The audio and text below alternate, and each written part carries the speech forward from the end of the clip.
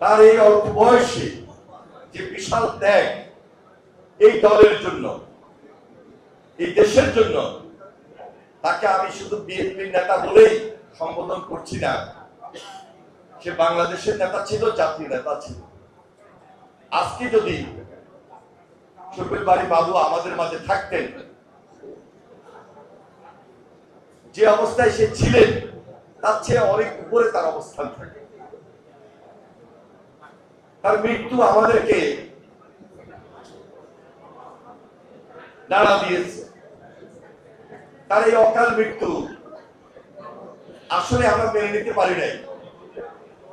এখন পর্যন্ত মনে হচ্ছে যে ক্যাম্পাসে আমরা এখানে ওইখানে মিলে যারা এই রাজনীতিতে ছিলাম, বাবু আমাদের মাঝে লুকিয়ে আছে, বাবু আমাদের মাঝে আছে। প্রকৃতপক্ষে করোনার এক ভয়াল থাবায় সে যখন চলে যায়, সবাই খুব চেষ্টা করেছিল, কিন্তু নিয়তি তাকে পরপারে নিয়ে গিয়েছে। আমি সেজন্য তার এই স্মৃতিচারণ বা এই স্মরণে, তার স্মরণে শুধু এটাই বলবো, এই প্রজন্ম তার রাজনীতিটা একটু জানবেন, তার রাজনীতিটা একটু শুনবেন।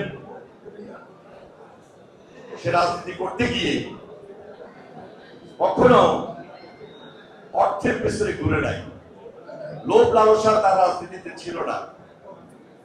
মনোবল, সাহস এবং বিনয়ী ভাব তাকে মহান করেছে। এই মহান সাবেক ছাত্র নেতা, সে ছাত্র দলের সাধারণ সম্পাদকের দায়িত্ব পালন করেছিলেন, স্বেচ্ছাসেবক দলের মতো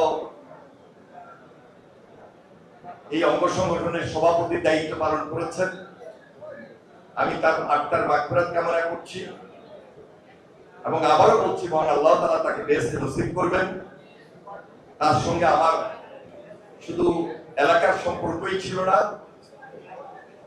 রাজনীতির কারণে তার সঙ্গে রাজনৈতিক যে পরিবারের সম্পর্ক, সেই সম্পর্কের কারণেই বড় ভাই ছোট ভাইয়ের মধুর সম্পর্ক ছিল।